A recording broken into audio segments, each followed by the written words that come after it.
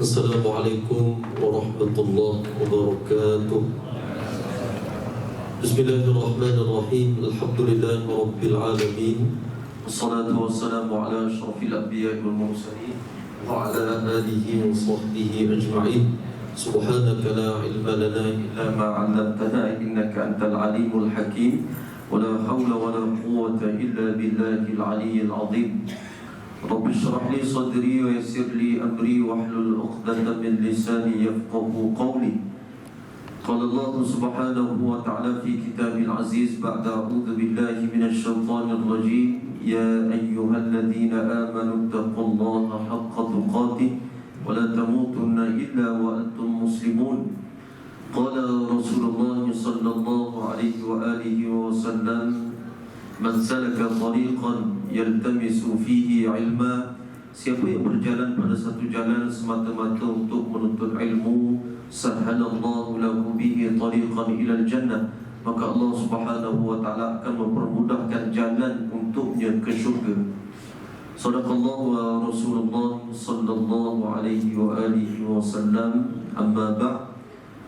Alhamdulillah, tuan-tuan, puan-puan, muslimin, muslimat yang dirahmati Allah sekalian, sama-sama kita panjatkan kesyukuran pada Allah Subhanahu wa taala kerana dengan izinnya dapat sama-sama kita hadir ke rumah Allah Subhanahu wa taala pada malam ni. Mudah-mudahan kita semua dirahmati dan diberkati oleh Allah Subhanahu wa taala. InsyaAllah sebelum kita meneruskan program kita pada malam ni, saya mohon kerjasama semua para jemaah lah. Yang pertamanya, saya nak biar muslimat boleh ke depan sikit, boleh tak?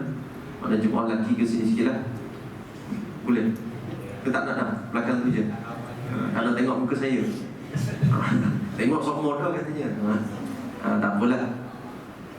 Baik. Alhamdulillah, sekali lagi kita panjatkan kesyukuran kepada Allah Subhanahu wa taala kerana dengan izin Allah Subhanahu wa taala, Allah bagi kita kesihatan, Allah bagi kita masa, Allah bagi kita rezeki. Walaupun masing-masing ada kerja masing-masing, walaupun masing-masing ada masalah kesihatan masing-masing, tapi dengan izin Allah Subhanahu wa taala, Allah Subhanahu wa taala izinkan untuk kita hadir pada malam ni. Dan kita semua, tuan-tuan dan puan-puan, dipilih oleh Allah Subhanahu wa taala. Belum apa-apa lagi ni, ya Allah. Barakallahu fikum. Terima kasih banyak. Jadi insyaAllah pada malam ni kita sembang santai saja, sempena dengan kita mengambil semangat awal Muharram ataupun disebut sebagai Ma'al Hijrah. Dan Alhamdulillah pada malam ni kita mengundang tetamu istimewa kita pada malam ni, seorang nak kata bekas ke ataupun artis lagi bang? Ijin lah. Yelah, makna kata pernah jadi artis lah. Mana kata pernah suatu ketika dahulu ada satu nama besar dalam negara kita di Malaysia ni. Jadi Alhamdulillah pada malam ni dia dapat bersama-sama dengan kita untuk berkongsi sesuatu yang lebih baik.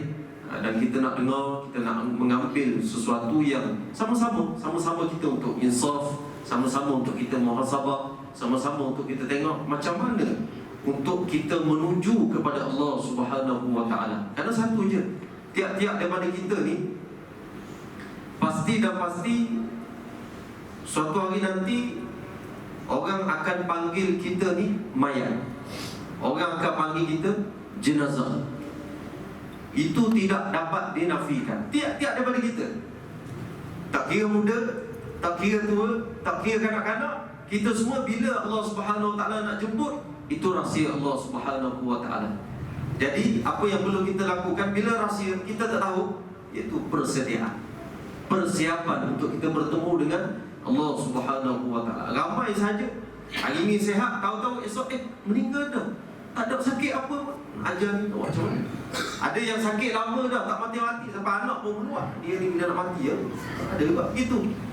Tapi itu semua rahsia Allah Subhanahu wa taala. Tanggungjawab kita buat apa dia? Buat persediaan untuk bertemu dengan Allah Subhanahu wa taala. Jadi untuk permulaan ni sebut sedikitlah nama apa kita yang betul ni, saya catat sikit. Nur Hizam bin Haji Syair. Betul. Syair. Jadi popularnya dengan Hijab Medicine. Jadi untuk permulaan ni mungkin boleh abang mukadimah sikit lah, insyaAllah. Untuk kita, kemudian kita akan ke yang berikutnya insyaAllah. Dengan segala hormatnya saya mempersilakan. Bismillahirrahmanirrahim. Alhamdulillahirabbil alamin wa bihi nasta'in wassalatu wassalamu ala asyrafil anbiya'i wal mursalin sayyidina Muhammadin wa ala alihi washabbihi ajma'in. Allahumma shalli ala sayyidina Muhammadin abdika wa nabiyyika wa rasulika nabiyil ummi wa ala alihi washabbihi wa barik wa sallim tasliman katsiran la nabiyya ba'da. Amma ba'd. Qala Allah subhanahu wa ta'ala fil Qur'anil Karim, a'udzu billahi minasy syaithanir rajim. Bismillahirrahmanirrahim. Wal 'asr innal insana lafi khusr illa alladziina aamanu wa 'amilus shalihati wa tawassaw bil haqqi wa tawassaw bis sabr. Demi masa sesungguhnya manusia ini di dalam kerugian, melainkan yang beriman kepada Allah Subhanahu wa ta'ala dan yang beramal saleh dan yang berpesan-pesan dengan kebenaran dan yang berpesan-pesan dengan kesabaran. Sadaqallahul azim. Qala Rasulullah sallallahu alaihi wasallam,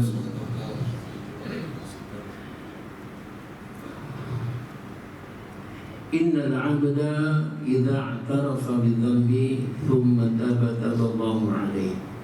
Seorang hamba itu apabila dia mengaku salah lalu dia bertaubat, nescaya Allah akan terima taubatnya. Qala alaihi salatu wassalam. Assalamualaikum warahmatullahi wabarakatuh. Alhamdulillah, pertama sekali dan selamanya masya-Allah saya ucapkan terima kasih kepada Ustaz Basri, Allahumma shalli ala Muhammad, kerana insya-Allah beberapa minggu yang lalu berhubung dengan saya insya-Allah untuk diadakan program ini, dan alhamdulillah takdir Allah menyertai kita, insya-Allah dapat kita bersama-sama hari ini, pengurusi surau, ikhwan muslimin dan seluruh ahli jatuh kuasanya yang berusaha, kepada hadirin hadirat muslim muslimat yang dikasihi dan dirahmati oleh Allah Subhanahu wa taala sekalian. Masya-Allah. Kalau orang tanya saya ni, subhanallah, apa yang menyebabkan saya berubah tuan-tuan? Masya-Allah. Yang pertama sekali, insya-Allah, apabila datangnya seorang ulama. Sebelum datangnya ulama ini sebenarnya mak saya doakan saya. Kerana apa? Bersungguh-sungguh mak saya doakan saya hampir 30 tahun. Kerana dia naklah anak lelaki dia menjadi anak yang baik. Dalam keluarga saya seorang anak lelaki. Saya ada 2 orang kakak, saya paling bongsu sekali, lelaki seorang. Jadi bapa saya ni ustaz, mak saya ni ustazah, mengajar Al-Quran, mengajar agama. Kan? Ustazah mendapat anak seorang lelaki, pasti dan pasti dia nak jadi sekumpulan macam dia, ataupun lebih daripada dia, ulama jauh kan? Betul je kan? Semua orang macam tu. Semua orang, mak bapa yang ada anak, pasti dia nak anak jadi baik. Jadi mak saya ni berusaha didik saya ni dari kecil dengan agama, hafal Quran. Mak saya mengajar, itu guru saya. Mak saya dan bapa saya ni adalah guru saya, insya-Allah. Fardu ain, tauhid ke, kitab tauhid ke, fiqh ke, insya-Allah dia lah yang mengajar saya. Jadi membesarlah saya dengan suasana agama. Tapi itulah, semua orang pun tahulah, di pertengahan jalan terkeluar sikit. Pasal apa tuan-tuan dia terkeluar sikit? Saya nak cari benda baru. Ya, pasal apa kadang kita duduk dengan kawan-kawan yang cerita pasal apa? Kita pasal apa? Kita pasal duit. Cerita pasal kita nak berjaya ni kena ada duit. Pasal saya pun macam manusia biasa juga, ada keinginan, kan? Dan keinginan ini ditimbul, apa yang kita nak tu bergantung kepada suasana kita duduk di mana. Kalau kita duduk dengan mak rempit, kita jadi mak rempit tak? Hari-hari je tu sama motor tuan-tuan, kan? Ini blok ni kau ni tak power ni, kena korek sikit. Exhaust kena tukar full system. Kan? Tayar kena tukar ni, tayar sotong. Hari-hari kita dengar cerita tu, kita jadi garanti jadi mak motornya. Bila duduk dengan rockers, jadi rockers. Nak pula kita ada bakat. Ada suara, bolehan pula, boleh main alat muzik. Kan? Jadi bila duduk di dalam suasana itu, dia ada galakan. Kerana tuan-tuan dan puan yang dimuliakan Allah Subhanahu Wa Taala, suasana memainkan peranan yang penting di dalam hidup kita. Lebih-lebih lagi kepada mak bapak. Mak bapak nak anak ni jadi apa? Kan? Kalau nak anak ni jadi ustaz, jadi imam, jadi bilal, jadi orang yang agama, pastikan anak ini duduk dalam suasana agama. Kalau nakkan anak ini pandai belajar akademik, dari sudut akademik, jadi pastikan suasana yang anak ini berada adalah suasana akademik. Nak anak ini berjaya dunia, duduklah dekat dunia. Macam-macam kejayaan ada dekat dunia ni. Ini bergantung kepada suasana. Kerana suasana ini yang membentuk fikir kita. Suasana membentuk apa yang kita pandang. Suasana membentuk apa yang kita dengar. Suasana yang membentuk lidah kita ni bercakap. Dan seterusnya, suasana ini main peranan yang penting untuk membentuk hati kita. Ya. Jadi saya duduk dengan rockers, jadi rockers saya. Lebih dia pula, saya pula bapa ni ahli seni suara. Ahli seni suara ni macam-macam kan. Bukan saja rockers menyanyi ni, ahli seni suara lagu pop, lagu rock, bukan tu je. Orang yang mengaji Al-Quran, musawakah, qari'ah, dia pun bidang ahli seni suara itu. Kan, nasyid, begitu juga. Tapi Masya Allah, dari bagian kecil dibesarkan dengan kumpulan nasyid, marhaban, berzanji Al-Quran. Kan? Tapi apabila suasana yang menggalakkan saya ini tak jadi rockers, best juga nyanyi lagu rock ni. Sinaran matamu, boleh nyanyi tak? Bak kejora di tengah malam, kan begitu. Hari-hari kita makan lemak cili api, sesekali nak ya makan kari, betul tak? Kalau panjang nak main umai surau tu. Ya. Kalau panjang kita ditarik. Nanti nyanyi dulu cepat balik pula. Kejap lagi nanti saya ada 30 lagu nak nyanyi. Ya, Masya Allah, boleh faham tak? Hari-hari makan lemak cili api, sesekali nak makan kari. Hari-hari saya mengaji, baca berzanji Al-Quran, marhaban, bernasyid, sesekali nak juga nyanyi lagu rock. Kali perasan sendiri, saya sedap juga suara. Dan orang dah mula memuji, kau ni jadi rockers lah. Masa tu pula rockers tengah berkembang. Saya ingat rantau panjang ni tak tahu berapa kumpulan band ada tu lah. Di antaranya itulah di ekspedisi. Di sini kan? Oh, di kampung dia ni. Kan, betul kan? Masya Allah. Di kampung saya jadi rantau ada 3 kumpulan rock. Allah, punyalah pesat berkembangnya kumpulan rock ketika itu. Dan ini mempengaruhi diri saya. Kenapa nak masuk jadi penyanyi rock? Kerana nakkan kejayaan dan kerana kita krisis identiti. Ibu ayah ni kena pastikan anak umur 17, 18, 19, 20 sampai 21 ni, anak ini sedang mencari identiti dia. Krisis identiti itulah umurnya 17, 18, 19, 20, 21. Kan? Anak ni nak jadi apa? Dia sedang mencari. Lebih-lebih lagi pula akademik dia tak bagus, sekolah tak berapa pandai. Ini masalah. Masalah apa? Masalah apa? Dia akan berkeliaran mencari identiti dia. Apa nak jadi apa ni dah besar. Dan ini bergantung pada suasana di mana duduk. Jadi tanggungjawab ayah dan ibu ni nak pastikan anak ni bagaimana. Jangan kita nak apa ni, anak ni nak menyusahkan kita kan, kita lepaskan macam tu je. Kita nak lepaskan tanggungjawab kita. Tak, kena pastikan anak ini duduk di mana, dengan kawan siapa dia belajar, dengan siapa dia bercampur. Jadi hari dia buat apa? Nak kena pastikan dalam bilik ni tuan-tuan, subhanallah. Ibu ayah berhak masuk bilik anak, nak tengok dia buat apa tuan-tuan. Tuan-tuan yang dimuliakan Allah SWT, ada jemaah yang pergi ke Eropah. Keluar 4 bulan tuan-tuan.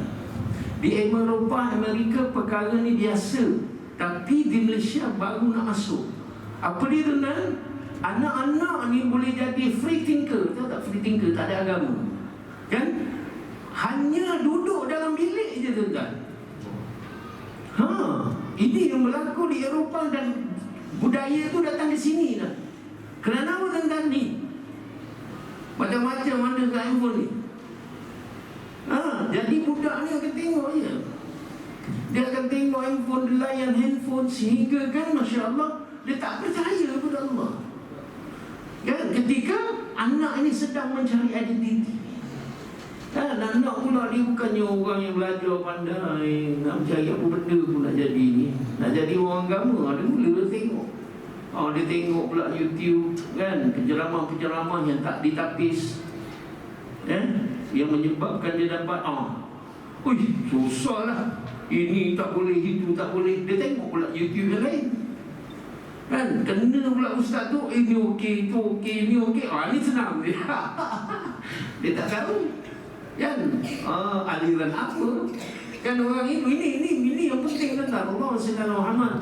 Jadi Allah SWT Muhammad, mak saya ni takut.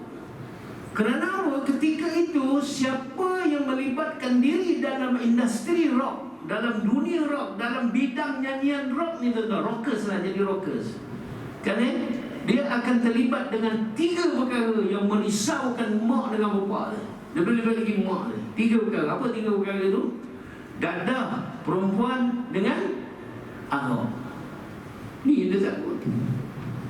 Subhanallah. Ni dah perkara ni bukan main-main. Memang benda ni hingga sekarang pun ada. Perempuan, dadah.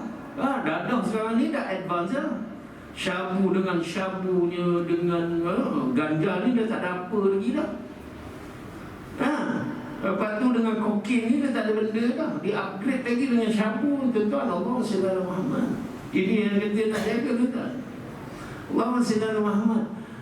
Jadi ke atas kerisauan mak saya ni, apa dia buat, tuan-tuan? Itulah dia, bapak saya cakap, ad-du'a silahul mu'min. Anak ni dah besar, kita tak boleh kawal dia macam dia kecil dulu 24 tahun. Kita ikat dia, kita kawal dia, kita pegang dia. Subhanallah. Kalau anak ni dah besar, dia berhak pergi kerja, dia berhak pergi apa? Berhak berkawan, berhak mencari duit dia. Dia ada hak dia, kan? Jadi yakinlah apa yang telah kita masukkan di dalam diri anak itu dengan agama, insya-Allah mudah-mudahan asas agama yang ada pada anak kita, yang kita dah didik daripada kecil ini, akan membantu besok ni, tuan-tuan. Tapi kita masih lagi bertanggungjawab untuk apa?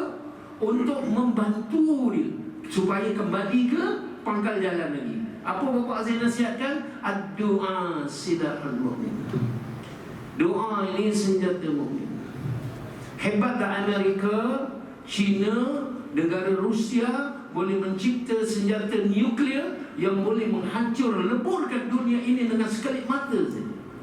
Tapi senjata yang kita katakan hebat ini tidak dapat menukar takdir seseorang. Tapi doa yang datangnya daripada seorang ibu yang bertakwa. Ni ibu dengar.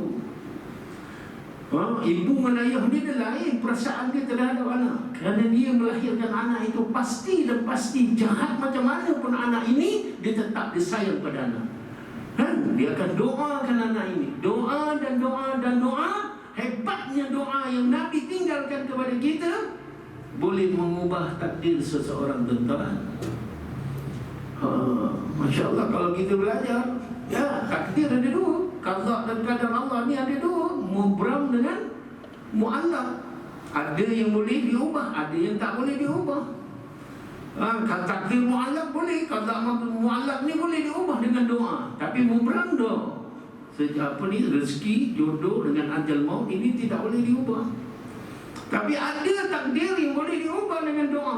Jadi mak saya ni doa dan doa dan doa.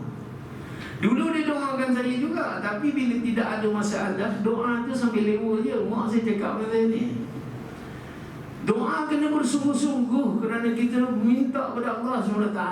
Bila dia bersungguh-sungguh? Ketika saya dijadikan oleh Allah SWT sebagai ujian untuk menguji iman mak dengan bapa dia. Ketika itu mak saya bersungguh-sungguh, tuan-tuan. Tunggu doa. Apabila Allah terima dah hampir 30 tahun kau doakan anak engkau, jadi aku makbulkan doa engkau hari ini dengan menghantar seorang ulama kepada saya, menjadi asbab untuk saya bertukar 360 degree juga. Siapa dia? Ini Negeri Selangor, mufti, mantan mufti Negeri Selangor, almarhum Datuk Isya Baru. Datang oleh saya itu, minta nasihat pada dia. Apa nasihat dia? Saya pendekkan cerita. Apa nasihat dia? Terus dia bagi dia. Tahu kau tersentak hati saya kan? Apa dia cakap? Kullu nafsin za'iqatul maut. Baru sahabat sikit kita tadi masa mati kan? Dia bagi saya, kullu nafsin za'iqatul maut. Setiap yang bernyawa itu pasti akan merasai maut. Tak kiralah bersama mana pun kuasa kau, tak kiralah bersama mana pun jawatan kau, tak kiralah banyak mana pun harta benda kau. Kerana syarat mati adalah hidup. Bukan kerana COVID ke, bukan kerana darah tinggi ke, bukan kerana sakit jantung. Tidak. Syarat mati adalah hidup. Sesiapa yang hidup pasti akan mati. Mati dirahsiakan oleh Allah. 3 perkara dah Allah rahsiakan. Apa dia? Tempat kita mati, masa kita mati, cara kita mati. Dah bagi dah, Allah dah bagi melalui Rasulullah sallallahu alaihi wasallam, dah bagi dah. Engkau nak hidup macam engkau nak mati cara mana? Tengah solat. Kena rajin dalam solat. Nak mati di Madinah, selalu di umrah. Pergilah haji, pergilah ziarah Rasulullah sallallahu alaihi wasallam selalu. Kita nak mati masa mana? Masa kita tengah solat. Rajin-rajinlah solat. Jangan solat fardu je, solat selalu, solat sunat dia kena selalu. Subhanallah. Allah SWT telah dibagi ni soalan bocor, jawapannya pun ada dah. Cuma kita je nak buat perkara itu supaya apa yang kita inginkan ditunaikan oleh Allah SWT. Jadi mohon saya doa, antara ulama ini, kullu nafsin za'iqatul maut. Setiap yang bernyawa itu akan merasai maut. Wa innama tuwaffawna ujurakum yawmal qiyamah. Dan apa yang telah kamu buat dekat dunia ni, tunggu balasannya dekat akhirat. Faman zuhziya 'anil nari wa udkhilal jannah faqad faz. Orang yang dielakkan daripada api neraka dan dimasukkan ke dalam syurga, itulah yang sebenarnya orang yang berjaya. Wa mal hayatad dunya illa mata'ul ghurur. Sungguhnya dunia ini merupakan kemewahan, jawatan tinggi, pendapatan yang besar, harta benda adalah sesuatu kejayaan yang amat terpedaya, masya-Allah. Yang dipedaya oleh kita, subhanallah. Dunia ini mempedaya kita. Ini ayat tentang subhanallah. Jadi takut tuan-tuan, saya banyak dosa. Sebab doa ini datangnya hidayah, terbuka hati saya tentang. Dia bagi tahu je pasal mati ni je tentang. Ya Allah, punya takut tentang. Saya tak ambil masa yang lama. Saya ketika itu bekerja sebagai jurulatih penyelam. Jurulatih penyelam. Tak ambil masa, 3 hari je saya terus balik. Balik jumpa mak bapak dia, subhanallah. Bertaubat dia.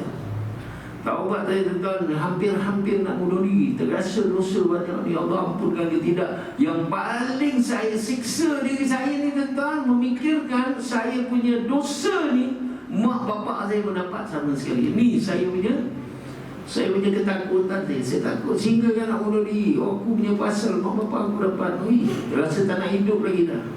Tapi satu hari bapak datang kepada saya, subhanallah. Bapak saya bacakan hadis, satu hadis daripada Rasulullah sallallahu alaihi wasallam. Kullu bani Adam khata'u. Semua anak Adam itu melakukan kesalahan, melakukan dosa. Wa khairul khata'ina tawwabun. Yang sebaik-baik melakukan dosa ialah yang bertaubat. Jangan taubat. Allah jadikan kita ni pendosa. Kenapa? Supaya kita sentiasa menghisap diri kita yang banyak dosa ini, dan kita kembali kepada Allah dengan taubat. Taubat. Dan lagi satu hadis diajarkan kepada saya. Apa dia? Hadis yang mula saya baca tadi. Innal 'abda idza i'tarafa bi-dhanbi thumma taba Allahu 'alaihi.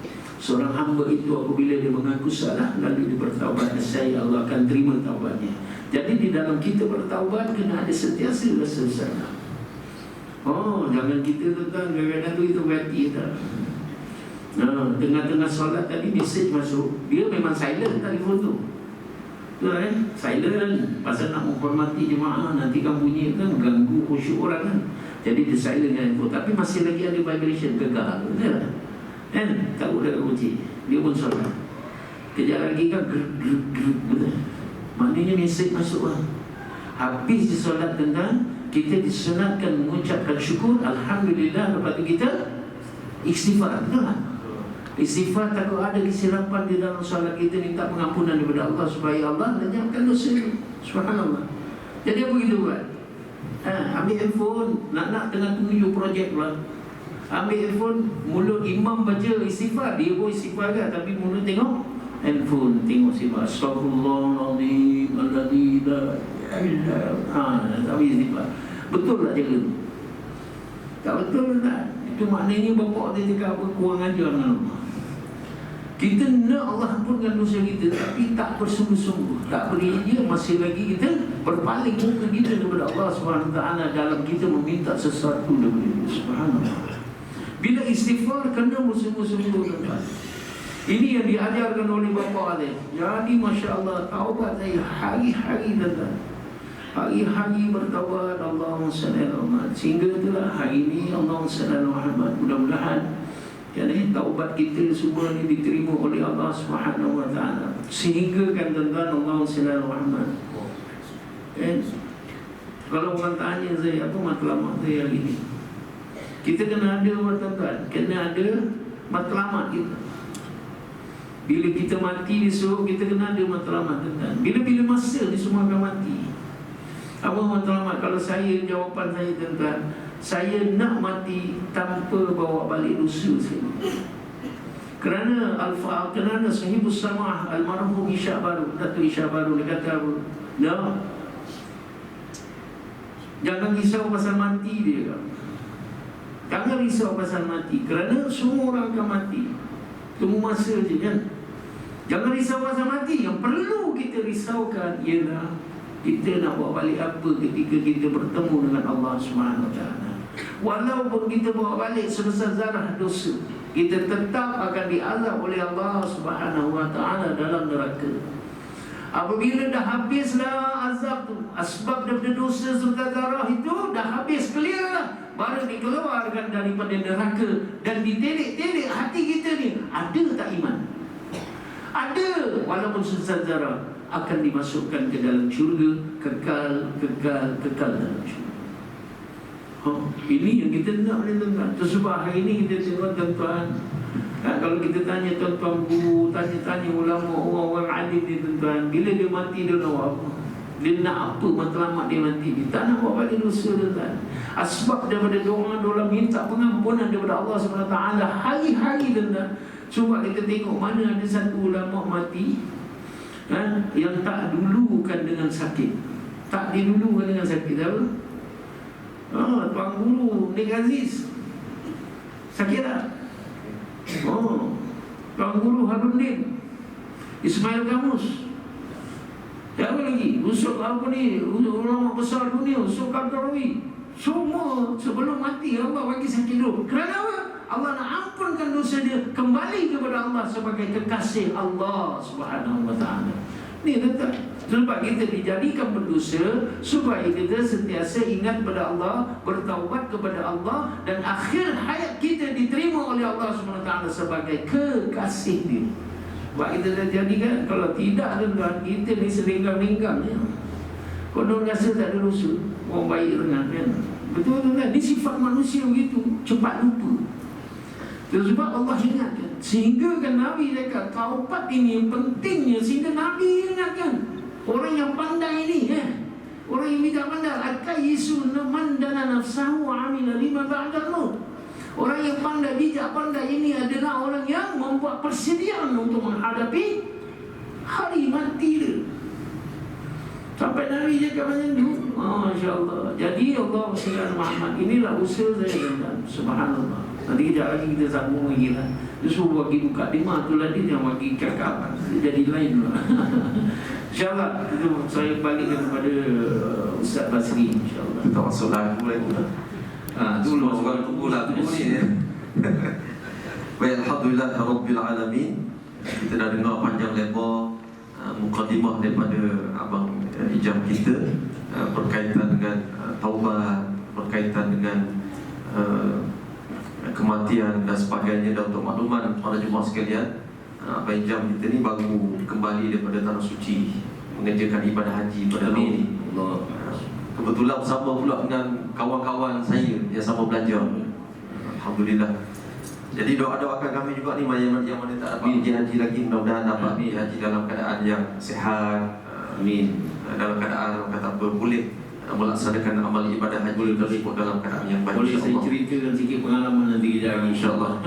Baik, Abang Ijam tadi baru mana kata baru balik daripada Mekah dan Madinah. Jadi malam ni pun kita bersempena dengan peristiwa hijrah, ma'al hijrah Rasulullah sallallahu alaihi wasallam daripada Mekah ke kota Madinah.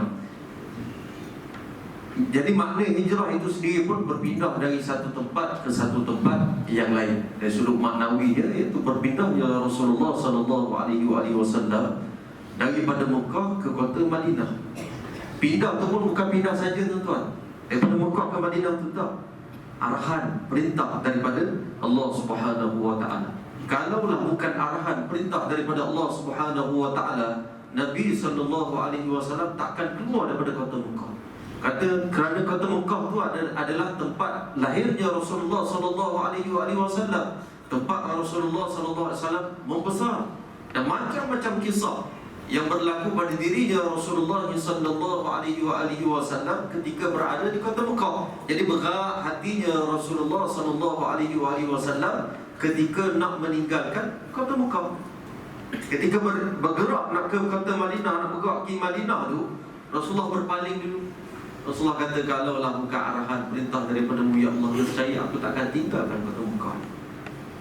Dan Rasulullah sallallahu alaihi wasallam sebelum nak bergerak ke Madinah tu, ini kita cerita sikit lah berkaitan dengan peristiwa hijrah tu sendiri. Rasulullah sallallahu alaihi wasallam rancang strategi. Mana bukan keluar bodoh-bodoh macam tu saja. Bukan keluar tiba-tiba saja bergerak ke Madinah, tidak. Jibril alaihi salam datang bagi tahu kepada Rasulullah sallallahu alaihi wasallam apa plan.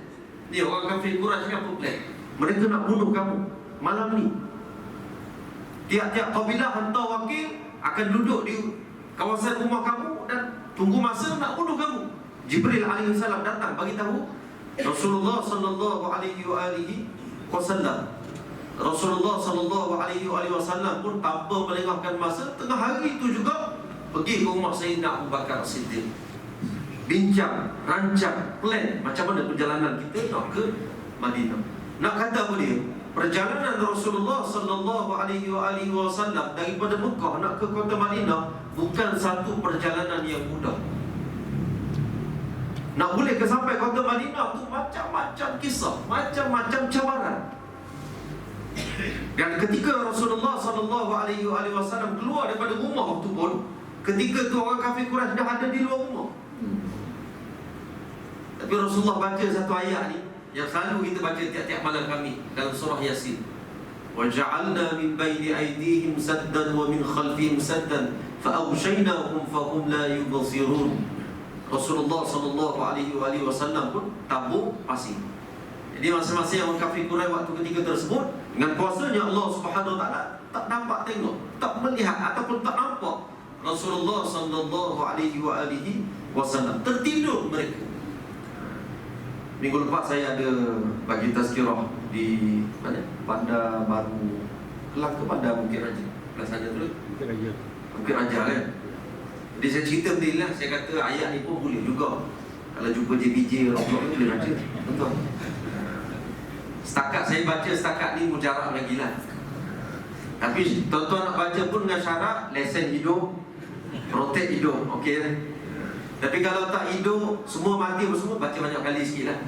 Mudah-mudahan. Tengok kena tahan juga, bukan salah saya. Salah tuan-tuan, aku baca tak betul. Dia nak kata ayat tu, itulah Rasulullah baca begitu. Jadi ketika Rasulullah SAW keluar dari rumah tu tuan-tuan, bukan berjalan dalam keadaan biasa. Berjalan tu macam mana? Jinjit tu tuan. Ni. Kaki macam ni, jalan naik bukit ke Gua Hira. Daripada rumah sampai naik bukit. Tuan-tuan bayang, waktu dulu bukan macam sekarang, perjalanannya mudah.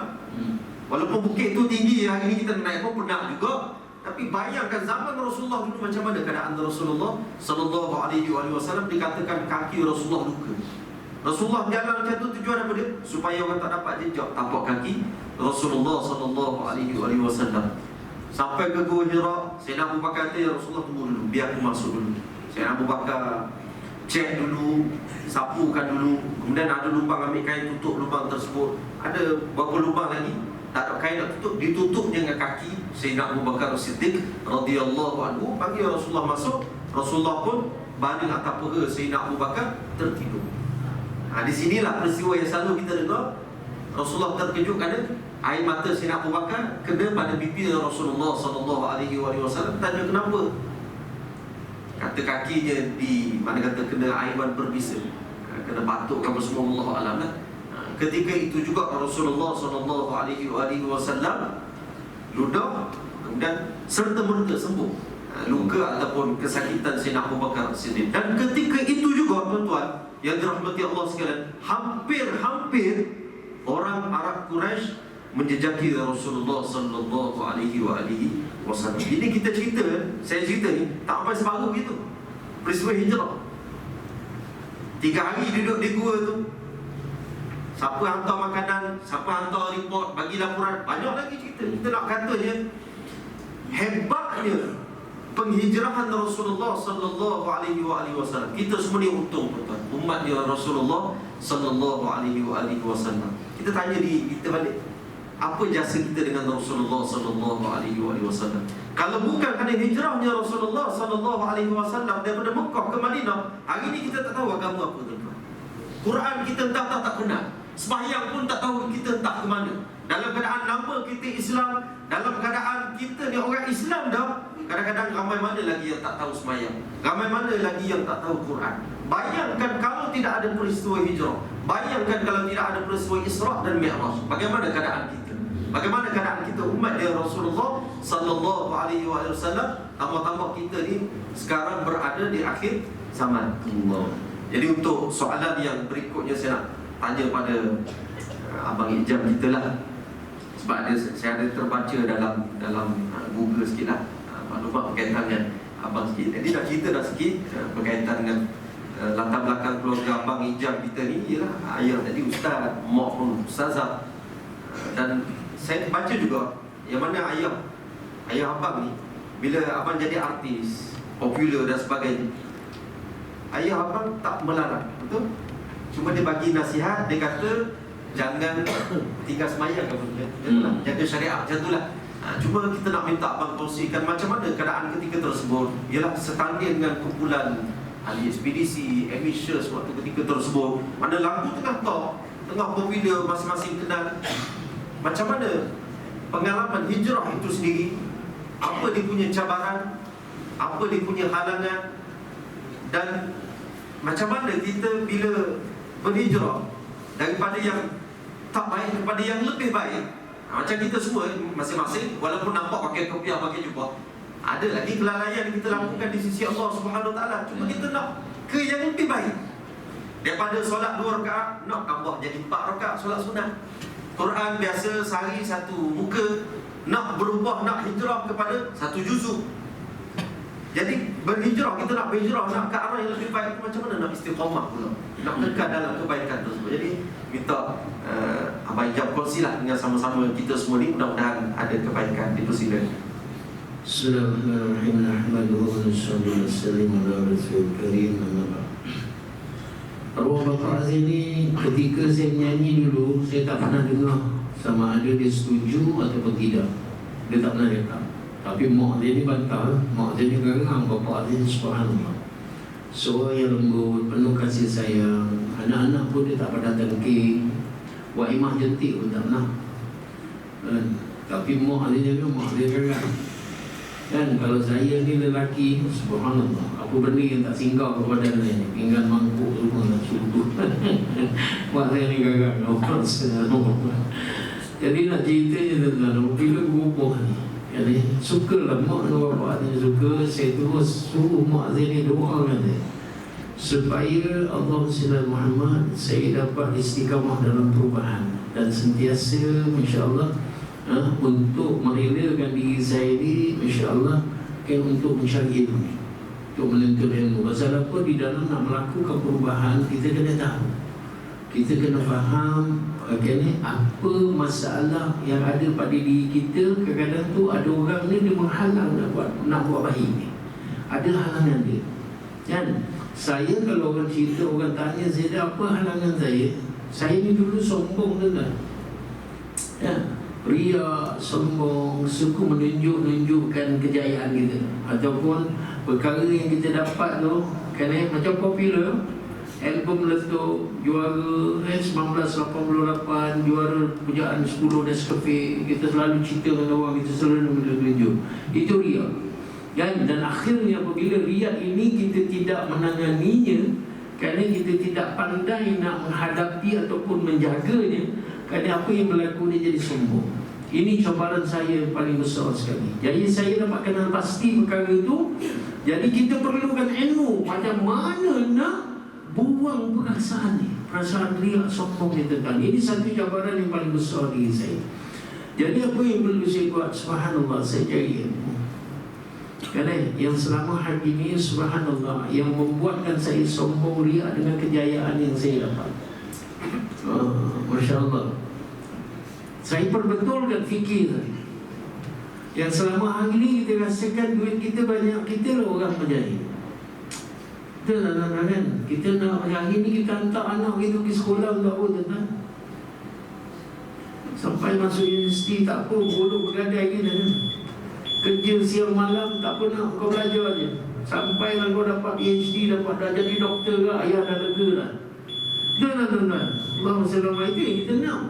Begitu juga dengan saya nak juga kejayaan. Tapi hari ini kita tidak faham kejayaan yang hakikatnya yang dikehendaki oleh Allah SWT. Kejayaan yang bagaimana? Tapi kalau kita faham kejayaan itu, apabila kita ada duit banyak, kita ada kereta Ferrari, kita ada kereta Lamborghini, kita ada rumah banglo.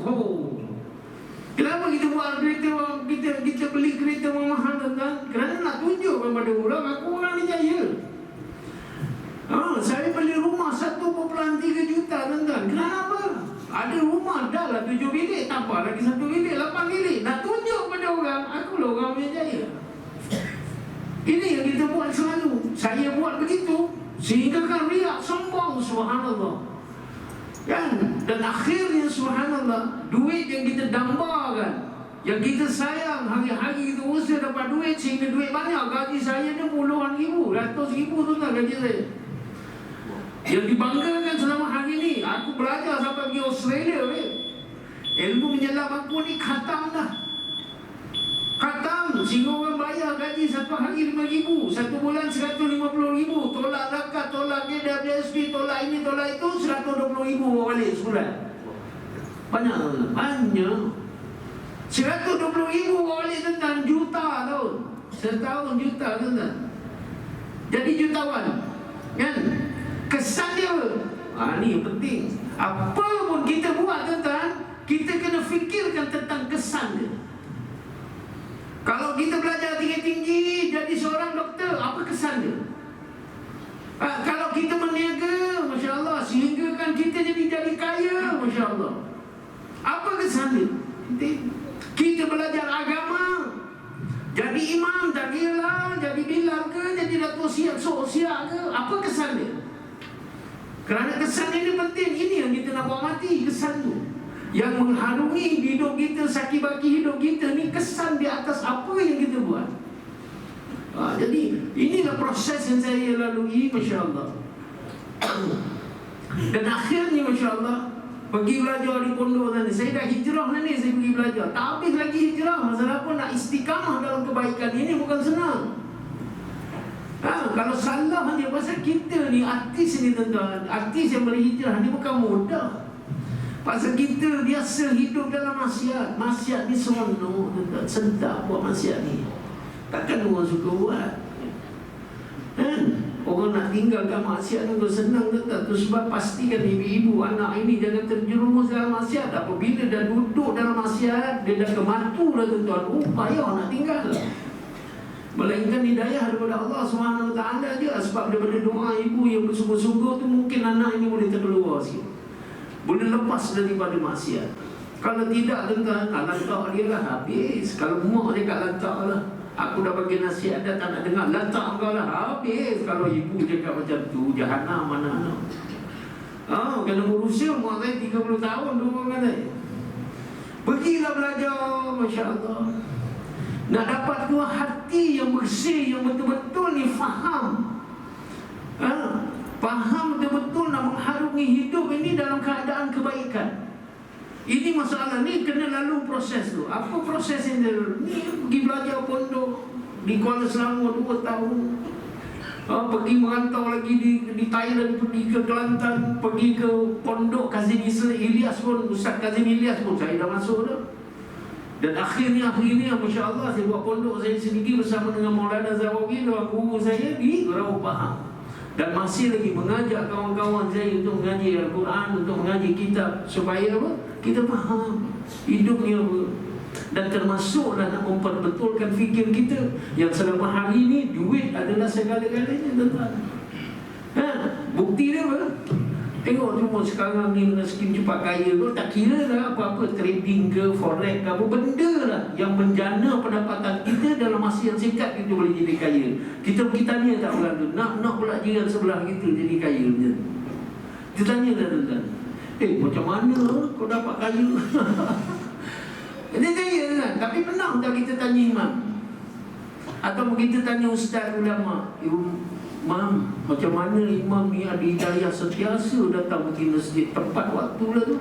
Macam mana imam usahakan supaya hati ni sentiasa diberi hidayah daripada Allah SWT supaya selalu kat masjid? Pernah tak kita tanya orang yang ada pergi masjid macam tu?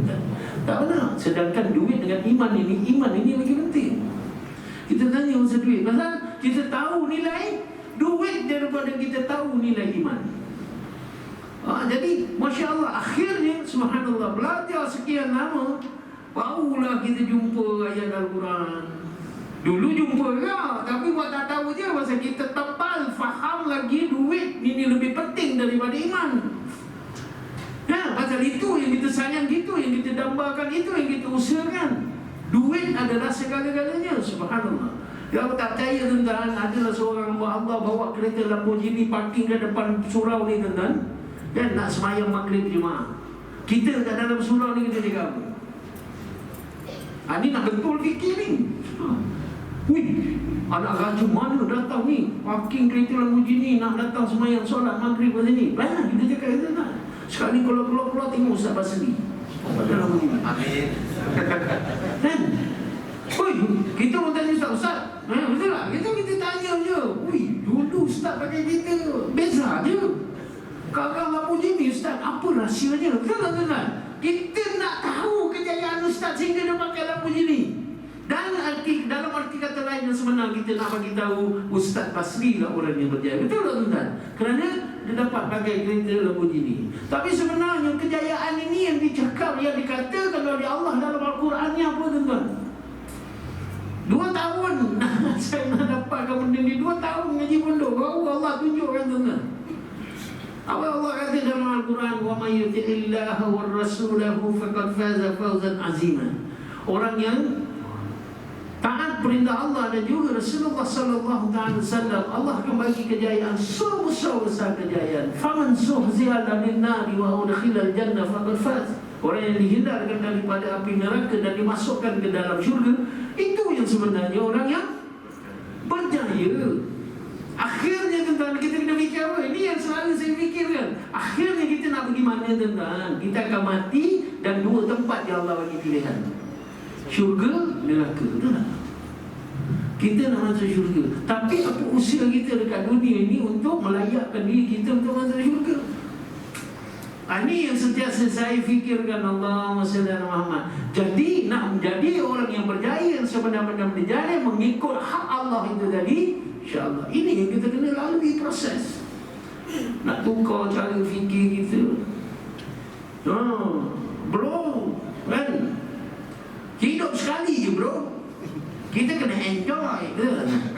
Tak dengar ke? Ni hidup yang 70-an, 80-an ni je saya dengar tu tak? Sampai sekarang pun ada ungkapan tu. Kita hidupnya sekali je bro, kan? Lebih-lebih rockers macam saya ni selalu dengar tu. Kita kena enjoy bro, hidup sekali. Kan? Sekarang Hani kalau dengar kepala otak kau saya cakap. Betul? Kalau kawan saya cakap macam tu, saya akan terus kepala otak kau. Hidup 2 kali bro. Kan? Hidup kat dunia sekali, lepas tu dimatikan oleh Allah, tiupan sangkakala yang kedua, pum, bangun lagi, betul tak? 2 kali hidup. Ini yang masalah. Kalau hidup sekali, sedap lah. Tapi masalahnya 2 kali hidup. Lagi satu, life begin at 40.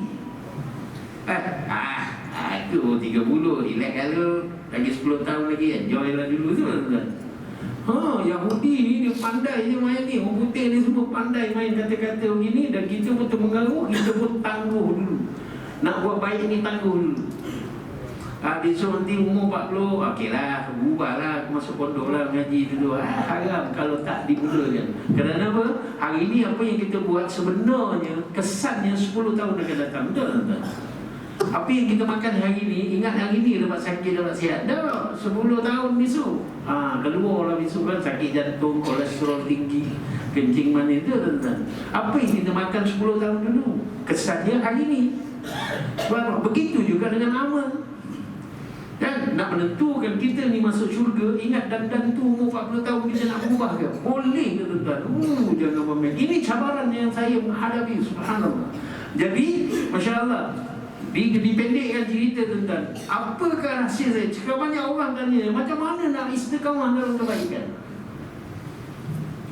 Dah belajar sana sini, belajar sini. Mudah-mudahan Allah bagi kefahaman kat saya yang saya faham tentang nak istiqamah kan. Saya ni diri saya ni. Tuan-tuan saya tak tahu, tapi saya bagi tahu juga dunia kunci ni. Apa dia? Ingat mati tuan-tuan. Itu dia rahsia dia. Ingat mati tuan-tuan. Kita nak mati macam mana? Dan ini yang saya ini kita lagi mati ni. Tak tahu ni kan, apa aku buat ni kan Allah tak suka. Jadi kita kena usahakan apa yang kita buat hari ini tuan-tuan. Pastikan perkara itu Allah suka, Nabi suka. Nak buat aja kan. Ada orang pula, kita pula duduk engineer, chief engineer, pegang satu projek. Bro, macam ini projek kalau lepas je 10% bagi kalau. Betul, jangan bagi tu. Projek 100 juta, 10% berapa? 10 juta nak dulu bagi dia. Bagi kau 10 juta, lepaskan projek ni kan. Jangan. Tapi kalau itulah usaha kita hari-hari, usahakan duit kita sehingga kita nilai duit ini lebih tinggi daripada iman kita, pasti kita akan ambil 10 juta. Betul tak? Tapi orang yang bertakwa, Allah kata apa dalam Al-Quran? Ya ayyuhalladzina amanu taqullaha wal tanzur nafsum ma qaddamat lighad wattaqullah innallaha khabirun bima ta'malun. Allah kata apa? Ya wahai orang-orang yang beriman, bertakwalah kamu. Dan dengan memerhatikan, melihat apa yang telah kamu sediakan untuk akhirat itu. Ni sifat orang yang bertakwa. Dia perhati, dia tengok. Ini aku ambil projek ni, mati aku ni 10 juta ni pasal aku selama ini. Ni orang bertakwa ni dia selalu gitu. Iman, takwa lain kan. Iman ni Allah dah bagi kita daripada Islam, Allah bagi iman dah. Tapi Nabi kata iman yang ada pada kamu sejak azali sifatnya berbolak-balik. Sebab Nabi tinggalkan doa, ya muqallibal qulub sabbit qalbi ala dinik wa ala ta'atik. Nabi tinggalkan doa itu. Kenapa? Sifat itu. Sifat iman ini berbolak-balik yang harus diusahakan. Usaha dan usaha-usaha untuk mencapai takwa. Bila dah sampai takwa ini yang ditakut ni, dia tak pandang nilai duit itu, tapi dia pandang nilai teruknya dosa dan neraka. Dia tahu dia dapat rahsia. Dia tak tahu neraka, tak pernah tengok pun neraka kan. Cuma Nabi je tengok neraka kan. Tapi melalui penceritaan Nabi, asbab daripada mengusahakan iman menjadi takwa, tahu dia nilai neraka ni macam mana. Takut dia nak ambil walaupun 10 juta, walaupun 100 juta. susah tuan-tuan. Ini dia orang yang mengusahakan iman. Inilah keadaan saya tuan-tuan. Saya mengusahakan. Lebih-lebih lagi pula penyanyi, bekas penyanyi saya, walaupun dah pencin tuan-tuan, kadang-kadang saya sekali rindu nak masuk TV tu. Ini lah Gegar Vaganza. Dia tak nak masuk ke saya. Tiap-tiap tahun ditawarkan masuk Gegar Vaganza. 7 tahun, 7 musim tu, tiap-tiap tahun producer Astro dia kata ikut masuk. Saya dah mesyuarat dengan mak dia. Mak saya confirm lah memang tak bagi ni. Tapi saya dah bertekad, apa keputusan mak saya ikut. Walaupun perkara yang saya suka tu kan, benda tu saya suka, saya nak. Tapi saya berbalik pada mak saya. Saya tak nak susahkan mak saya nak gembirakan mak saya. Daripada mula saya berubah sampai itulah masalah. Nak sukakan mak saya. Jadi mak ni dia dah menjerit dah. Jangan. Tapi hati ni penyanyi tu tuan. Tengok kawan-kawan pula menyanyi dalam Gegar Vaganza tu, tak mau otak ke saya. Meronta tuan-tuan, kalau boleh saya nak masuk dalam TV tu. Tapi apabila memikirkan kesan daripada nyanyian tu kat dalam TV tu popular balik. Betul tak? Popular tuan-tuan. Tapi saya dah tahu dah kesan daripada saya punya populariti dulu. Apa dia? Orang duk puji, menjadi riak dah sombong. Itu kesan dia. Subhanallah. Jadi nak lagi ke bila kita dah tahu kesan dia begitu, teruknya, buruknya pada diri kita ni, nak buat balik tak? Tak nak. Jadi inilah perjuangan saya. Nak buang riak sombong, nak ubah fikir kita. Subhanallah. Aku Masya Allah kan. Allahumma salli ala Muhammad. Macam-macam ni kat dunia kan. Aku ni 12 kali lah pergi umrah walaupun aku tak pakai tudung. Betul lah fikir ni. Ni nak kena jaga fikir. Kerana fikir ini penting kan. Sebelum kita melakukan sesuatu, kita akan fikir dulu. Betul tak? Jepun sebelum maju dia buat dulu, terus dia buat kerja. Tak, dia fikir dulu. Kan orang rumah pun nak masak, dia fikir dulu lah. Bang, nak masak apa ni bang? Dia fikir nak masak apa? Fikir lah penting. Kalau fikir kita betul, kerja yang kita buat tu akan jadi betul. Tapi kalau fikir kita tak betul, kerja kita akan jadi tak betul. Itu sebab saya ambil berat tentang cara saya fikir hari ini. Subhanallah. Termasuklah kejayaan tadi kan. Allah kata, taat perintah Allah, taat perintah Rasul, aku bagi kejayaan sebesar-besar kejayaan kau nak. Itu sebab kalau anak dia nak menjadi hafiz, masuk madrasah ni, janganlah kita mengata kau hantar anak kau pergi madrasah tu, besok nak makan apa, komisen apa ni, alam berapa je sebulan. Allah tuan-tuan. Itu dululah. Sekarang ni orang dah ramai dah hantar anak pergi madrasah, dijadikan imam, jadikan ustaz. Subhanallah. Dulu tak ada. Hantar anak sejauh mana dia nak belajar, pergi belajar, asalkan dapat PhD. Besok dia dapat PhD jadi doktor kan, kokong 2,000 sebulan dah pergi kat keluar. Itu harapan mak-bapak. Bukan nak dizahirkan anak ini menjadi anak yang baik, yang alim, supaya dapat mendoakan dia bila dalam kubur itu kan. Matinya anak Adam itu terputus hubungannya, amalnya dekat dunia, kecuali 3 perkara: sedekah jariah, amal jariah, ilmu yang manfaat, doa anak yang doa anak yang ada PhD dah. Tak, Nabi akan itu. Doa anak yang soleh. Anak yang soleh apa? Anak yang sentiasa menjaga amal dia. Subhanallah. Nak elakkan daripada banyak perkara-perkara yang menghalang untuk dia mengusahakan iman dia, supaya iman dia berada di darab yang dikehendaki untuk dia terus istiqamah mengamalkan taat perintah Allah, mengikut cara hidup Rasulullah sallallahu alaihi wasallam. Ni sampai buat apa ni tak? Jadi kalau bercakap ni, saya nak kongsi pasal haji ni tuan-tuan. Boleh lah. Siapa yang boleh nak bagi semangat orang yang belum pernah pergi haji ni tuan-tuan. Kadang orang tanya saya kan, pergi haji ni tak ada ke cerita-cerita yang ajaib sikit kan? Ajaib yang besar tu tak ada lah. Tapi bagi diri saya, subhanallah, satu ilmu yang Allah hidamkan pada saya, Allah bagi pada saya cukup. Kerana cukup baik, cukup manfaat untuk saya kongsikan kepada semua. Kadang-kadang ni kita rasakan orang muda kan nak pergi haji ni tentang sebaik-baiknya masih muda, masih kita ada tenaga. Supaya apa? Kalau kita pergi dah umur kan, dah sakit-sakit lutut kan, kita akan menyusahkan orang. Menyusahkan orang duduk sebilik dengan kita kan. Kalau anak kita ikut tak apa kan, kalau anak kita tak ada, kita mengharapkan rakan sebilik kita kan, dia dah menyusahkan orang. Tapi orang tu reda, dia tak ada, dia tak kisah. Tapi kita rasa salah. Tapi kalau muda-muda ni tenaga, pasal kerja haji dengan kerja umrah ni jauhnya langit dengan bumi tu kan. 6 hari tu yang penting masa wukuf tu. Hari-hari masyair itu, insya-Allah di Muzdalifah, di Mina, di Arafah, subhanallah. Itu yang memerlukan tenaga yang baik. InsyaAllah muda-muda pergi haji. Kadang muda alamat duit tak cukup. Dah bukan pasal duit tuan. Bukan pasal duit kita boleh pergi haji. Dah kadang-kadang tu orang gila kumpul tuan subhanallah. Ni saya nak cerita ni tuan. Ada satu hari tu tuan, sekali musim haji tahun ni memang paling ramai. Kalau tabung haji keluarkan fakta 1.8 juta ke 2 juta kan. Dah itu yang halal, yang haram masuk. Yang tunggu masuk daripada bulan Ramadan tu, dia tak balik-balik tu sampai di musim haji. Lebih kurang 5 juta lebih tu orang kat Mekah, subhanallah. Jadi dia ramai gitu. Kalau kita nak pergi solat waktu tu dan nak masuk di tempat yang ada aircon, yang kita suka, selesa lah kita nak beramal kan, dekat Masjidil Haram tu, kita kena masuk kurang-kurangnya 2 jam sebelum waktu, baru kita dapat duduk tempat yang kita suka lah. Kalau tidak pun dia hantar panas tuan, 43 degree.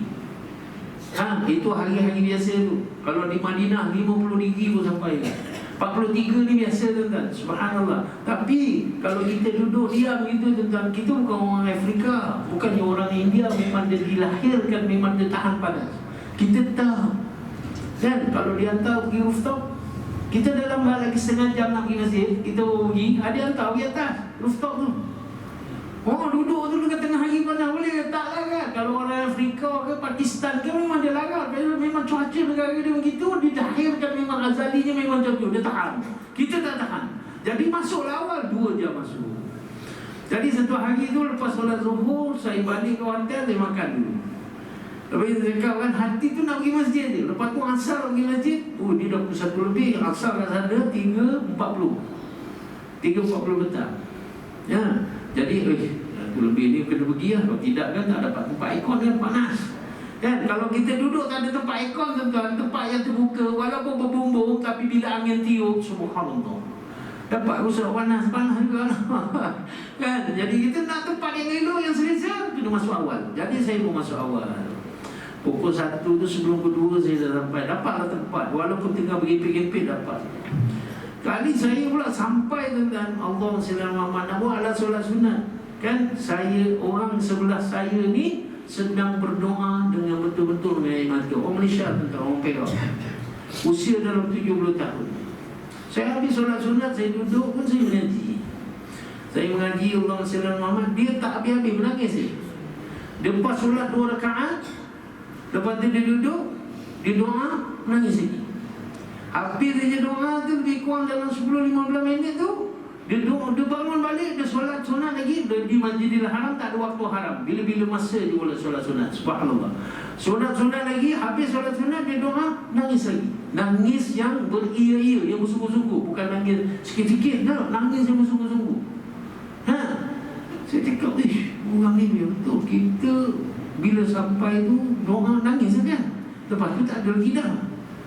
Betul kan? Dia sekejap je kita nangis ni. Lepas tu bila dah biasa kat sana tu, macam kita ni, taubat kita dah terima Allah lah. Doa ni asal syarat je lah.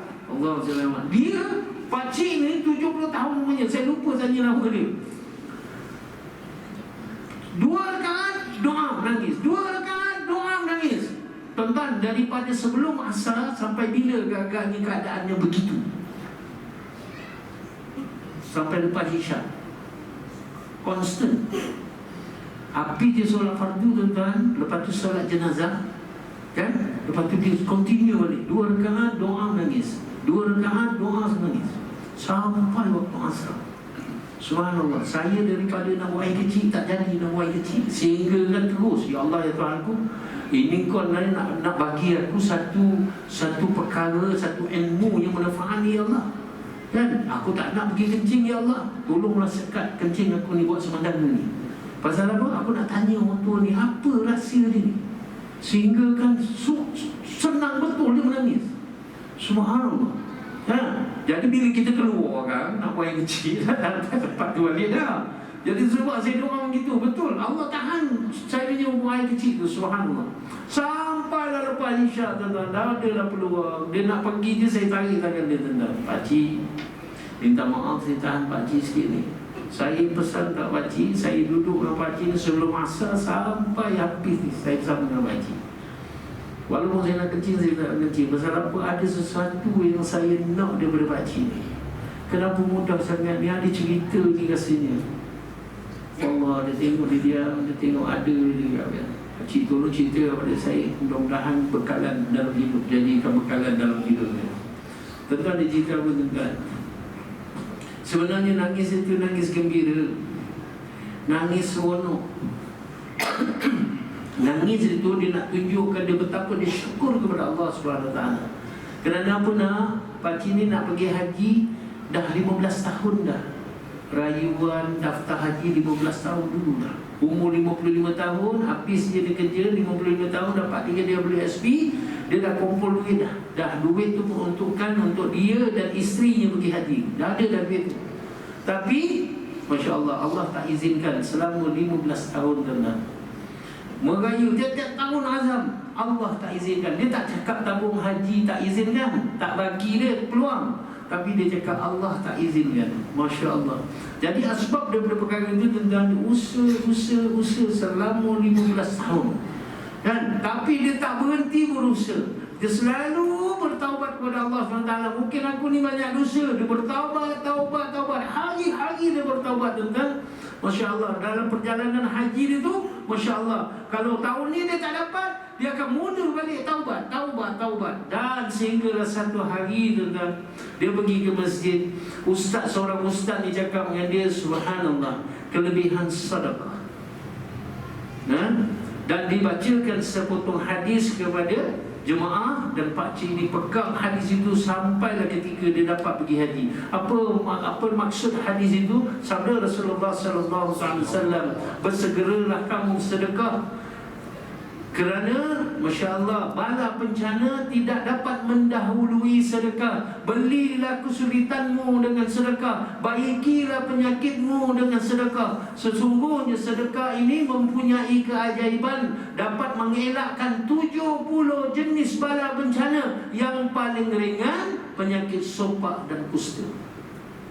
Tuan-tuan, belilah kesulitanmu dengan sedekah. Nak dimudahkan oleh Allah, sedekahlah kalau kita di dalam kesulitan. Jadi apa dia buat tuan-tuan? Duit yang dia kumpulkan tu, nak pergi haji suami dengan isteri dia tu, dia sedekahkan habis tuan-tuan. Ajaib kan? Subhanallah, mampu tak itu buat.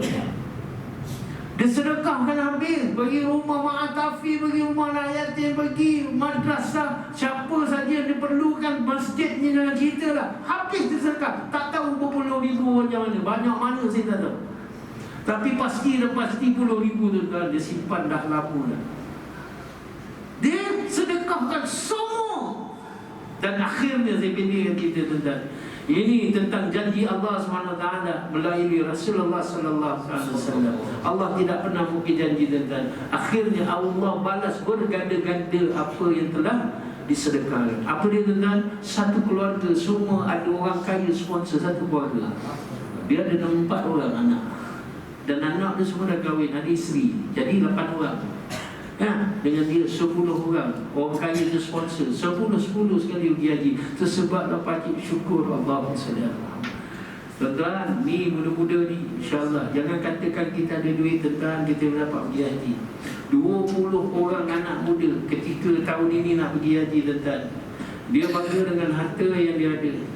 Diorang ni semua kaya, umur 30-35 tahun je tuan-tuan. Satu orang bawa 350,000 hingga 500,000 cash diorang bawa sendiri. Karena yakin dengan duit aku ni, aku boleh beli visa saja. pergi Dubai. Akhirnya ditolak balik, tak dapat. Kerana yang urusan haji ni tuan-tuan adalah pilihan Allah. Duyufur Rahman. Apa ni? Tetamu Allah ni dapat title tu hanya pilihan Allah je tuan-tuan, bukan kerana duit kita tuan-tuan. Allah SWT ni yang muda yang sebelum pergi haji ni muda pergi. Pasal apa? Jangan berlengah-lengah. Hari ni tuan-tuan dah akhir zaman ni tuan-tuan, subhanallah. Tiap-tiap tahun harga nak pergi haji ni akan meningkat tahun demi tahun. Kalau kita tak buat persediaan hari ni tuan-tuan, subhanallah. Kerana era syariat kita kena buat kan, kenalah usaha, kenalah ada duit, kita usahakanlah. Tapi jangan anggap duit itu yang boleh membawakan kita dan supaya Allah pilih jadi Duyufur Rahman, jadi tetamu Allah. Jangan takwa kita. Sedekah tu masuklah sedekah taubat kita tuan-tuan. Mula daripada hari Profesor Kamil ni orang Malaysia, dia jadi pensyarah di Universiti Ummul Qura di Madinah. Di Madinah tuan-tuan. Dia cakap apa? Perjalanan haji saya adalah 1 tahun. Hari ini tak dapat jadi, tak boleh pergi haji, Masya Allah. Dah 1 tahun untuk tahun depannya musim haji, 1 tahun tu dia dah mula dah berusaha untuk dipilih jadi tetamu Allah Subhanahu Wa Taala. Jadi ni musim haji dah habis, ni mula daripada hari ni kena usahakan tuan-tuan. Haji ni ya Allah Subhanallah. Bukan kerja senang tuan-tuan. Allahumma salli ala Muhammad. Kalau nak dibezakan dengan umrah macam langit dengan bumi. Tapi Masya Allah, Allahumma salli ala Muhammad. Banyak hikmah, banyak fadilat kerja haji ini yang dijanjikan oleh Allah SWT dalam khusus masa hari wukuf adalah hari yang paling makbul. Kalau 360 hari 1 tahun ni, kalau malam Lailatul Qadar, bulan Ramadan, barakah kan. Hari yang dimakbulkan oleh Allah SWT, setiap doa hamba-Nya adalah hari wukuf. Tuan-tuan doa je lah, nak pun kita doa Allah Sallallahu Muhammad. Tuan-tuan yang dimuliakan Allah Subhanahu Wa Taala, kalau tanya saya ni kan, saya pergi pakej mana dah orang bayar kata tu saya. 2 hari nak pergi ni pun duit saya tak ada lagi. Tuan-tuan, tapi Allah taubat. Kakak saya lepas, abang ipar saya lepas, anak angkat mak saya lepas, zaujah saya lepas duit. Saya duit tak lepas tuan-tuan. Apa buat tuan-tuan? Duit belanja hari ada lah. Saya pergi paket 51,257. Saya tak ada duit. Dia masjid bagi berapa?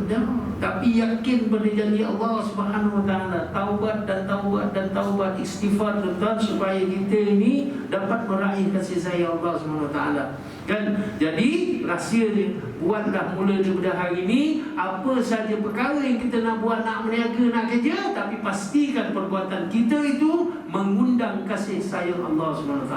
Dalam arti kata lain, buatlah apa saja, tapi buatlah perkara yang Allah suka dan Nabi suka. InsyaAllah, mudah-mudahan Allah akan pilih kita menjadi bukan hanya kekasih dia, tetamu dia untuk menunaikan fardu haji tahun depan. InsyaAllah Allah Ta'ala. Alhamdulillah Rabbil Alamin. Jadi ada beberapa kesimpulan yang boleh saya simpulkan di sini. Kalau kita nak berubah, nak berhijrah ke arah yang lebih baik serta istiqamah, yang pertamanya sebagaimana yang disebutkan oleh Abang Jam kita tadi, yang pertama ilmu. Bila ilmu ni dia tak boleh duduk saja, kena pergi ke majlis ilmu. Jadi jangan tinggal lah. Tak spesifik kita mengaji tu nak jadi ustaz. Tak. Kita mengaji tu biar lepas sekurang-kurang kita bagi fardu ain. Inilah kita nak bawa ketemu dengan Allah. Sembahyang kita, haji, umrah, korban kita, puasa kita, ini semua kita nak bawa di hadapan Allah Subhanahu Wa Taala. Tapi kalau kita buat ikut-ikutan tanpa ilmu, tidak diterima di sisi Allah Subhanahu Wa Taala. Jadi jangan tinggal majlis ilmu. Berdampinglah dengan para guru-guru kita, para alim ulama. Peruntukkan masa. Tak ada masa lah sibuk sangat, tak, peruntukkan masa. InsyaAllah Allah Subhanahu Wa Taala akan permudahkan. Saya cerita sikit lah pengalaman. Saya kalau balik kerja, kalau shift saya kerja pagi, saya akan balik kerja, habis waktu kerja 2:30. Jadi saya akan keluar daripada office tu pukul 3 ataupun 3.30 paling lambat. Mana saya lambatkan sikit. Tidaklah 2.30 tu sharp keluar tu, tak. Kadang-kadang saya lambatkan sikit. Kalau ada kerja, saya ni sikit. Dan setiap kali saya balik, saya akan target. Aku sampai nanti sempat ke tidak solat asar berjemaah terutamanya. Dan kalau boleh berjemaah tu di surau ataupun di mana-mana tempat, surau ataupun masjid lah, antara dua tu. Jadi saya dalam hati ni saya niat dah. Saya dah target lah masa kita akan sampai di sini asar. Jadi saya niat dalam hati, aku nak solat asar kat mana pun secara berjemaah. Tuan-tuan, niat macam tu Allah SWT permudahkan. Banyak kali saya niat macam tu, setiap kali sampai, makna kata tak terlepas. Bila sampai masuk surau tu, imam baru Allahu Akbar. Jadi apa saja kebaikan yang kita nak buat, hatta ilmu tadilah. Aku bagi surau, aku nak ilmu. InsyaAllah Allah SWT akan permudahkan jalan untuk kita. Kita sajalah nak ataupun tak nak. Tambah-tambah hari ni, lepas zaman Covid ni, banyaknya pengajian secara online. Online lah juga, cuma yang paling banyak secara fizikal lah, makna berdepan dengan guru kita. Jadi benda ni lah kita perlu muhasabah. Adakah kita ni dah tahu semua perkara? No, tuan-tuan, semayang kita mungkin ada cacat ni. Tu kita semayang sendiri hari ni, mungkin kita rasa betul. Cuba suruh ustaz cek. Suruh orang yang pandai, tolong cek Fatihah saya. Tolong cek ni bacaan saya betul ke tidak. Kalau cek, mungkin ada banyak lagi benda-benda yang tak. Sebab tu kita perlu dengan ilmu. Kena ada perubahan lah kat situ lah. Kena ada perubahan dan berubah tu dengan ilmu. Jangan sekadar ikut-ikutan. Yang kedua, apa saja kita nak buat, fikirkan. Aku buat ni ke syurga ke neraka? Allah suka ke tidak? Rasulullah SAW suka ke tidak? Aku fikir. Dan yang ketiga, ingat mati. Nak istiqamah, kita nak berubah, nak buat persediaan, nak bertemu dengan Allah SWT. Ingat mati, bahawa kita semua ni suatu hari nanti akan jadi jenazah, akan jadi mayat. Walau siapa pun kita pasti dan pasti akan mati bertemu dengan Allah Subhanahu Wa Taala. Dan inilah ada seorang sahabat Rasulullah SAW, dia pakai cincin. Di cincin itu diletakkan peringatan tersebut. Kafa bil mauti mau'idhah. Cukuplah kematian itu sebagai peringatan. Ini cara sahabat nak ingat kematian. Kalau para ahli ulama ada yang gali kubur untuk kenali, gali liang lahat, tengah malam ke semua masuk dalam liang lahat tersebut, tidur macam mayat. Bangun pagi esok sedar lagi, bangun buat apa? Teruskan ibadat kepada Allah SWT. Itu cara dia ingat kepada kematian. Macam kita cara nak ingat kematian, apa dia? Letak keranda kat rumah, tuan-tuan. Kalau boleh buat lah. Dan di antara faedah dia, orang mari rumah kita tak lama. Muka meja panjang ni, tengok angkat keranda, apa nak balik dia akan jadi sekejap. Dan itu cara lah, cara. Ada setengah orang tu dia pakai serban dengan kain kapan. Itu cara dia untuk ingat kematian. Jadi kita masing-masing lah, ataupun pergi kubur, ziarah orang mati. Itu cara untuk kita ingat mati, supaya kita ni bila nak buat jahat tu ingat sikit. Bila lalai kita panggil mati. Jadi yang terakhir, sebab kita lebih masa dah, mungkin yang terakhir lah kita nak minta sikit daripada Abang Ijam, mungkin belanja sikit kot. 3 begini. Mungkin sebab ada versi yang baru kan. Ya, mungkin boleh sama-sama kita hayati, tengok mungkin ada bait-bait tu yang boleh sama-sama kita jadikan awal bulan Muharram ni satu titik perubahan untuk kita makin dekat hubungannya dengan Allah Subhanahu Wa Taala, daripada selalu buat dosa kepada bertaubatnya kepada Allah Subhanahu Wa Taala. Insya-Allah yang terakhir sebelum kita tutup. Bismillahirrahmanirrahim. Nahmaduhu wa nusallimu ala rasulil karim. Insya-Allah. Lagu ni masya-Allah dulu mengundang lalaian layan. Pasal lagu ni yang meletup dulu kan, menunjukkan nama medicine lah, nama saya secara langsung, subhanallah. Dan ketika itu masalah apa, saya fikirkan duit dia, mati duitan kan, 45,000 orang datang konsen, bawa balik 900,000 kan. Jadi kita lalai jadi kita lalai, subhanallah. Jadi asbab dari kelalaian itu saya tak nak berlaku ulang balik. Tapi penyanyi ni dia tetap orang panggil juga penyanyi, walaupun bagi ceramah dekat masjid dia nak juga gitu nyanyi. Kan memang tak boleh lari. Jadi masya-Allah asbab daripada fikir Dan kita tak nak orang lalai, kita nak jadikan lagu yang orang dengar ni ada kesedaran, ada manfaat kan. Jadi diubah lirik lagu ni. Saya bersama dengan Ustaz Yusri, insya-Allah, dan Allah SWT dibantu oleh Ustaz Bazri. Ustaz Bazri UNIC dia yang ubahkan lirik lagu ni. Saya cakap dengan dia, abang nak berubah hijrah kan, bagilah sesuatu yang datangnya daripada hati, supaya bila nyanyi lagu ni datangnya daripada hati. Dan rintihan daripada hati saya banyak dosa ni, mudah-mudahan Allah terima taubat saya. Begitulah lebih kurang kan. Jadi sama-sama kita hayati lagu ni, mudah-mudahan ada manfaat bagi kita, insya-Allah. Bismillah. Tika begini mencari-cari, semua cinta hilang. Saat begini ternanti-nanti, kau terbang melayang.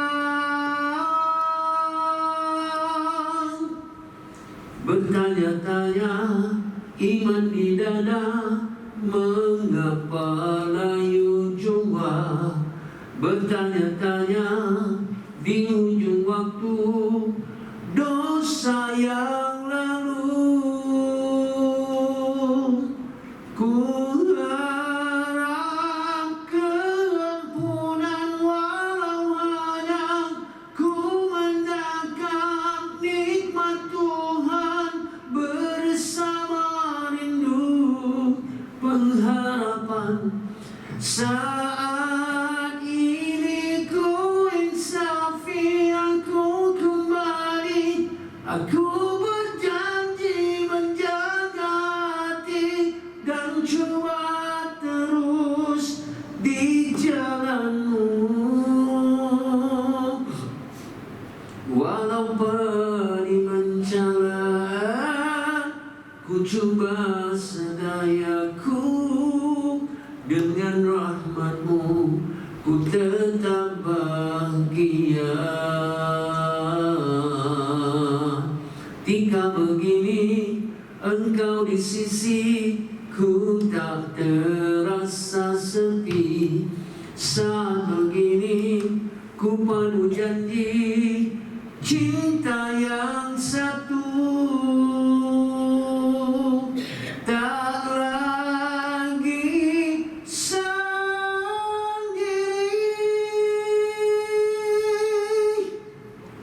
Oh, selamat. Lagi satu lagu. Lagu ni lagu yang diwakafkan oleh sahabat saya. Dan ingat tanah ni kata wakaf tu nanti. Lagu pun diwakaf ni lah. Dari penciptanya seorang black metalist lah, rockers dulu di Indonesia. Nyaris nak murtad, tak suka azan, tak suka pada agama, nyaris nak murtad tuan. Tapi apabila subhanallah doa daripada ibunya, datanglah jemaah tabligh, tashkilkan dia 2-3 hari dan akhirnya berubah diri dia. InsyaAllah dia hari ini sehingga ke hari ini dia berdakwah melalui lagu ini. Dan masya-Allah dakwah melalui lagu ini dipanggil kawan-kawan dia semua. Kalau kawan dia pergi dekat Jerman, Germany dia pergi Jerman. Kalau ada kat Hong Kong dia pergi Hong Kong.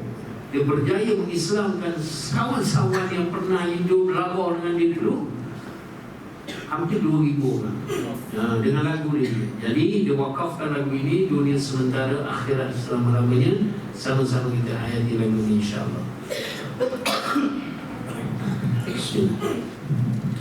Bersyukurlah atas segala apa yang kita dapatkan, kerana semuanya begitu indah. Bersabarlah atas segala musibah yang menghampiri, kerana semuanya tak akan lama. Sedih sementara, bahagia sementara, sakit sementara, sehat sementara, miskin sementara, kaya pun sementara. akhirat selama-lamanya. Berharaplah hanya kepada Allah yang maha segalanya. Yakinkan hati hanya kepadanya. Dunia ini tempat meninggal, bukanlah tempat kita tinggal. Kita semua kan kembali padanya. Sedih sementara, bahagia sementara, sakit sementara, sehat sementara, cantik sementara, tampan pun sementara. Dunia sementara, akhirat selama-lamanya. Ferrari sementara, Lamborghini sementara, BMW sementara, Mercedes sementara, rumah banglo sementara, rumah kampung pun sementara. Dunia sementara, akhirat selama-lamanya. Wahai manusia, jangan engkau tertipu daya oleh dunia yang fana.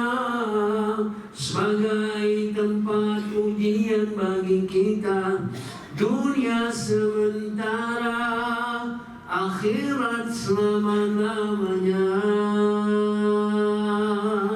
Orang kaya mati, orang miskin mati, raja-raja mati, rakyat biasa mati. Semua kan pergi menghadap Ilahi.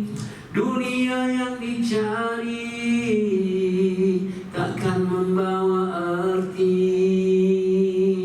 Dunia yang dicari takkan dibawa mati. La ilaha illallah. InsyaAllah. Ya. Saya pula sambung nyanyi, boleh? Saya tak boleh nyanyi, saya nyanyi jadi macam mengaji. Jadi cukup apa ijazah kita ialah nyanyi. Jadi alhamdulillah selesai juga kita pada malam ini. InsyaAllah mudah-mudahan juga sedikit faedah ataupun manfaat yang kita dapat untuk kita bawa balik ke rumah, untuk kita ceritakan pula pada isteri dan anak-anak kita dan seluruh keluarga kita, untuk sama-sama kita menuju kepada Allah Subhanahu wa taala dan untuk kita sama-sama masuk ke dalam syurganya Allah Subhanahu wa taala. Yang baik itu datangnya daripada Allah, yang kurang yang lemah daripada diri saya sendiri. InsyaAllah ada rezeki kita bertemu lagi pada program yang lain. Wallahu a'lam. Mohon maaf atas kekurangan. Wassalamualaikum warahmatullahi wabarakatuh.